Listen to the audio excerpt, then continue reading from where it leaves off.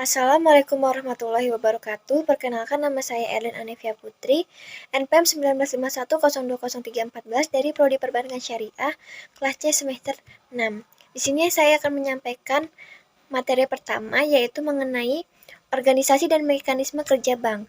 Bank Syariah wajib menjalankan fungsi menghimpun dana, menyalurkan dana masyarakat.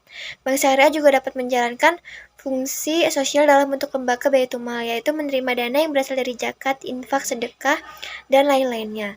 Organisasi bank yang terbaik adalah mempunyai ciri-ciri yang sebagai berikut. Yang pertama, organisasi lini dan staf. Yang kedua, pendepartemenan hendaknya didasarkan pada proses produksi. Yang ketiga, struktur organisasi. Yang keempat, job description setiap karyawan untuk ditetapkan secara jelas. Yang kelima, adanya decentralization authority atau pelimpahan kewenangan. Yang keenam, penempatan karyawan harus didasarkan pada prinsip the right man on the right place. Yang ketujuh, rentang kendali untuk setiap bagian harus berdasarkan kemampuan pimpinan. Dan yang terakhir, organisasi bank harus dibagi atas front office-nya. Untuk menunjang kinerja tersebut, selain memiliki struktur organisasi internal seperti itu, diperlukan juga adanya institusi pendukung seperti auditor syariah, pasar keuangan syariah, forum komunikasi pengembangan perbankan syariah, lembaga penjamin pembiayaan syariah, pusat informasi keuangan syariah, dan lain-lainnya. Mekanisme kerjanya, yang pertama, rapat umum pemegang saham atau RUPS yang antara lain menyangkut laporan pertanggungjawaban direksi.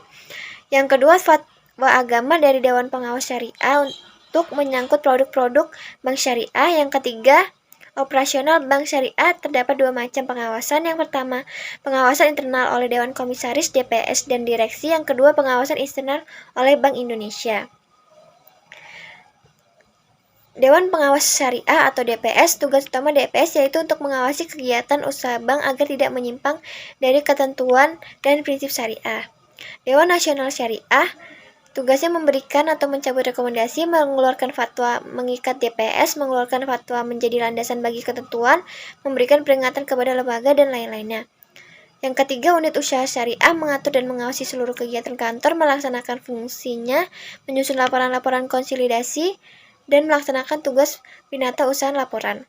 Yang terakhir, selanjutnya, pendekatan fungsional. Ada fungsi pembiayaan, fungsi operasi, fungsi investasi. Yang kelima, pendekatan pasar, ada produk-produk pembiayaan, produk-produk operasional, produk-produk investasi. Yang keenam, fungsi staf. Di samping organisasi ini dibentuk wadah menjalankan fungsi staf, dalam organisasi bank juga terdapat beberapa komite, seperti komite anggaran, komite kebijakan pembiayaan, komite pemutus pembiayaan, komite aset liabilitas, komite personalia, dan komite lainnya. Dewan Komisaris berwenang dan bertanggung jawab untuk memberikan persetujuan atas kebijakan pembiayaan dan rencana pembiayaan tahunan.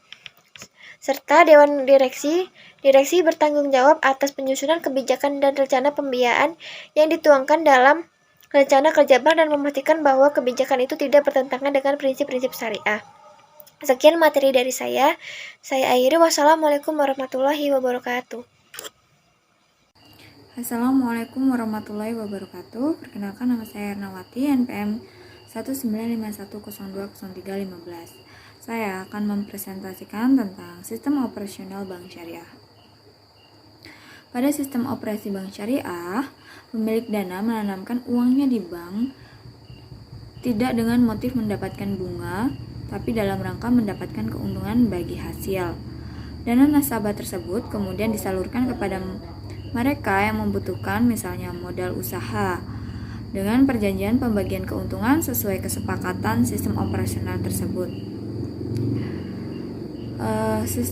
Sistem operasional tersebut meliputi yang pertama, sistem penghimpunan dana.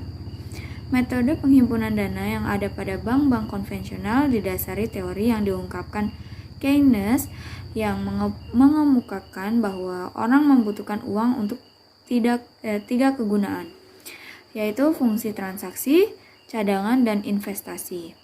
Teori tersebut menyebabkan produk penghimpun dana disesuaikan dengan tiga fungsi tersebut, yaitu berupa giro, tabungan, dan deposito. Yang kedua yaitu sistem penyaluran dana atau financing. Produk penyaluran dana di bank syariah dapat dikembangkan dengan 3 model, yaitu yang pertama, transaksi pembiayaan yang ditujukan untuk memiliki barang dilakukan dengan prinsip jual beli. Prinsip jual beli ini dikembangkan menjadi bentuk pembiayaan murabahah, salam, dan istisna.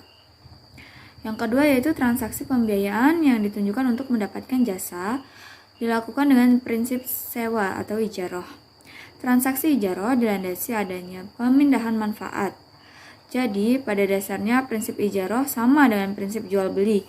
Namun, perbedaannya terletak pada objek transaksinya.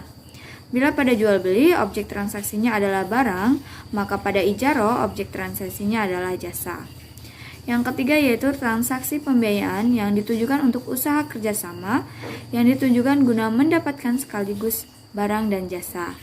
Dan prinsip bagi hasil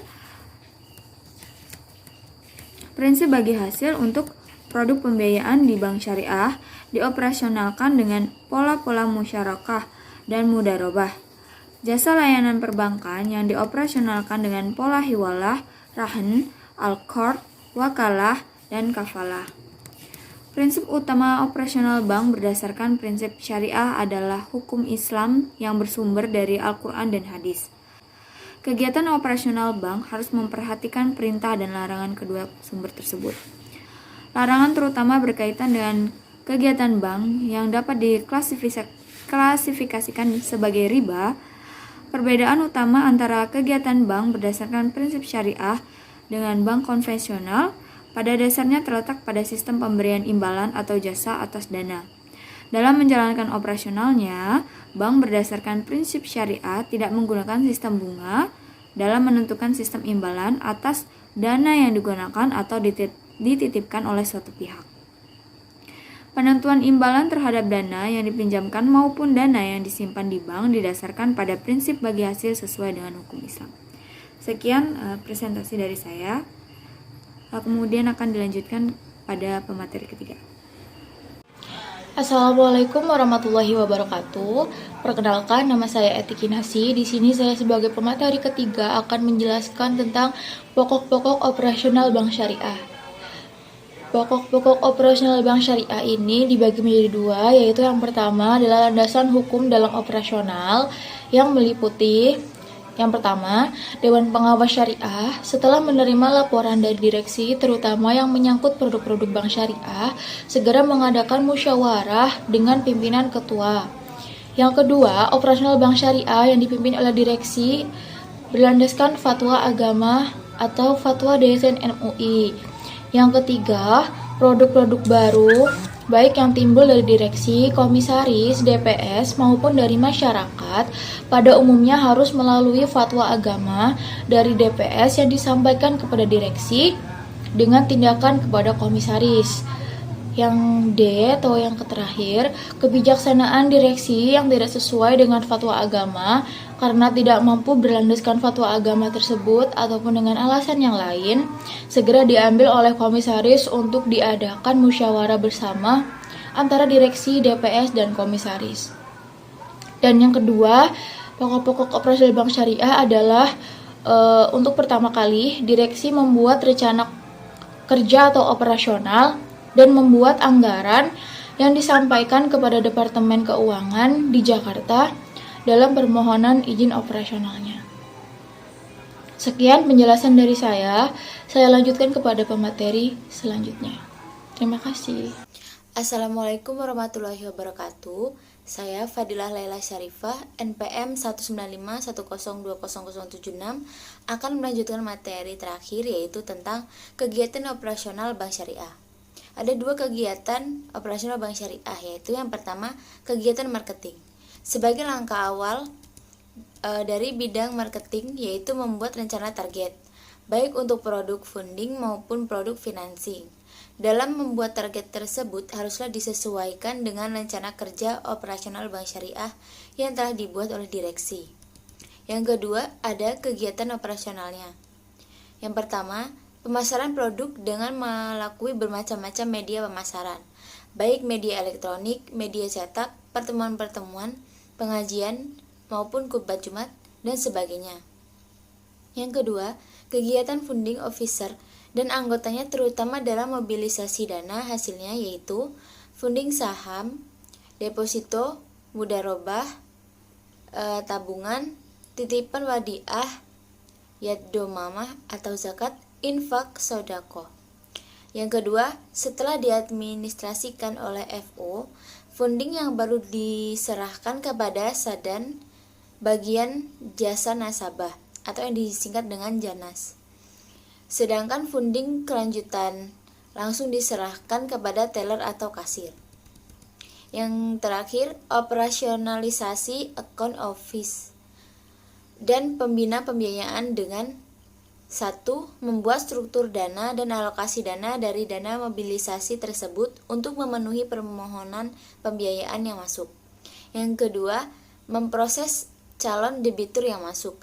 Yang terakhir, membina debitur agar lancar pengembalian pembiayaan serta mengurangi resiko atau menekan resiko atas pembiayaan yang diberikan. Sekian materi yang dapat saya sampaikan. Kurang lebihnya saya mohon maaf. Saya akhiri. Wassalamualaikum warahmatullahi wabarakatuh.